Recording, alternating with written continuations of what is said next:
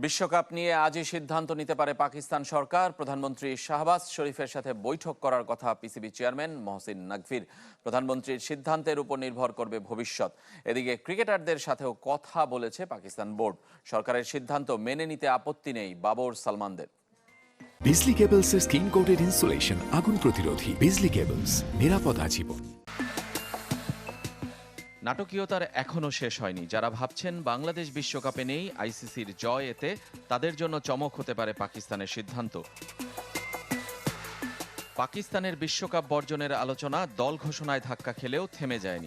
আজ ইসলামাবাদে চোখ পুরো বাংলাদেশের তো বটেই, ক্রিকেট দুনিয়ার।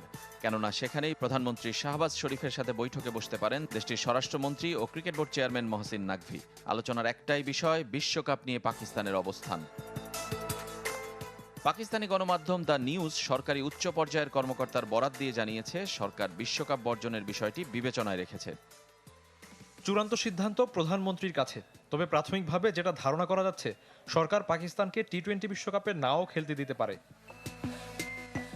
এবং এই সিদ্ধান্তের পেছনে শুধু ক্রিকেট নয়, আইসিসির অবিচার ও অনিয়মের বিরুদ্ধে প্রতিবাদ হিসেবেই দেখছেন তারা। এটা শুধু ক্রিকেট নয়, এটা নীতি ও নৈতিকতার বিষয়। বাংলাদেশ তার যুক্তিসঙ্গত অধিকার থেকে বঞ্চিত হয়েছে। আইসিসির সৎমায়ের মতো আচরণ পাকিস্তানকে এ বিষয়ে গুরুত্বের সাথে ভাবতে বাধ্য করছে। কোনো বৈশ্বিক সংস্থা দ্বৈত নীতি দেখাতে পারে না বলেও মত ওই কর্মকর্তা।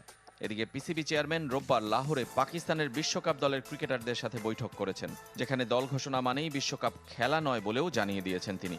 সরকারের সিদ্ধান্ত মেনে নিতে আপত্তি নেই বলে নিশ্চয়তা দিয়েছেন ক্রিকেটাররা।